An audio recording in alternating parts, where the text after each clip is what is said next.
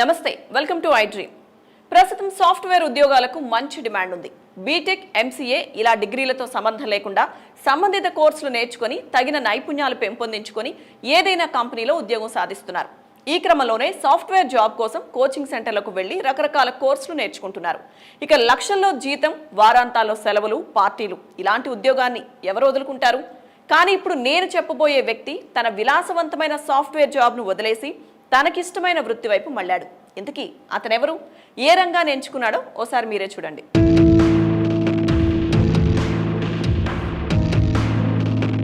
మంచి పేరున్న కంపెనీలో సాఫ్ట్వేర్ ఉద్యోగం అంటే చాలా మంది ప్రయత్నిస్తుంటారు, కానీ కొందరికే అవకాశం దక్కుతుంది.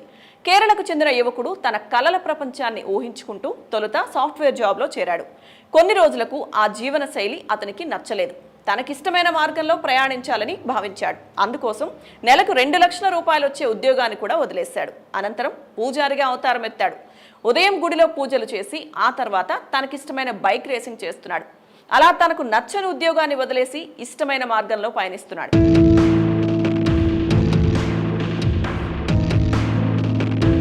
కేరళకు చెందిన 34 ఏళ్ల విఎల్ ఉన్నికృష్ణన్కు ఆధ్యాత్మికతపై ఆసక్తి, బైక్ రేసింగ్లపై ఉన్న మక్కువ అతని ఐటీ ఉద్యోగాన్ని వదిలేలా చేశాయి. దీంతో తన వేషం, వృత్తి వదిలేసి పూజారిగా మారిపోయాడు.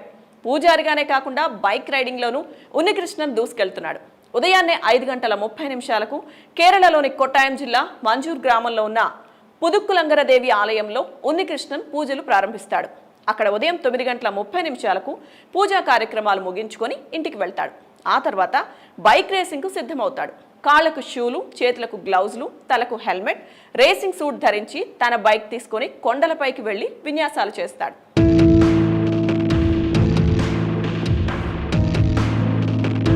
ఇక 2007లో ఉన్నికృష్ణన్ బైక్ లైసెన్స్ తీసుకున్నాడు. ఆ తర్వాత అతనికి రేసింగ్ పై ఆసక్తి పెరిగింది.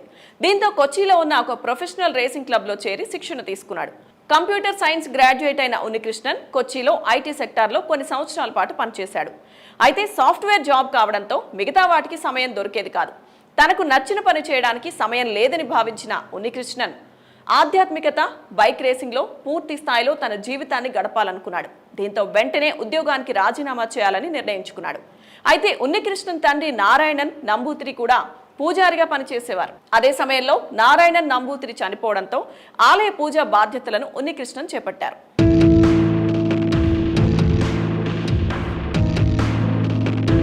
ఈ క్రమంలోనే 2021 డిసెంబర్ నుంచి పుదుక్కులంగరదేవి ఆలయంలో పూజారిగా ఉన్నికృష్ణన్ పనిచేస్తున్నారు. దీంతో పాటు తనకు నచ్చిన బైక్ రేసింగ్ చేసుకుంటూ ఇప్పుడు తన జీవితాన్ని ఓ రేంజ్ లో ఆస్వాదిస్తున్నాడు. అయితే మొదట్లో ఉన్నికృష్ణన్ చేసిన పనికి స్థానికులు ఇదేం పోయే కాలం అనుకునేవారు. అలాగే ఉదయం పూజలు, ఆ తర్వాత బైక్ రేసింగ్ చేయడం చూసి ఆశ్చర్యపోయేవారు. కానీ తరువాత వాళ్లకు అలవాటుగా మారింది.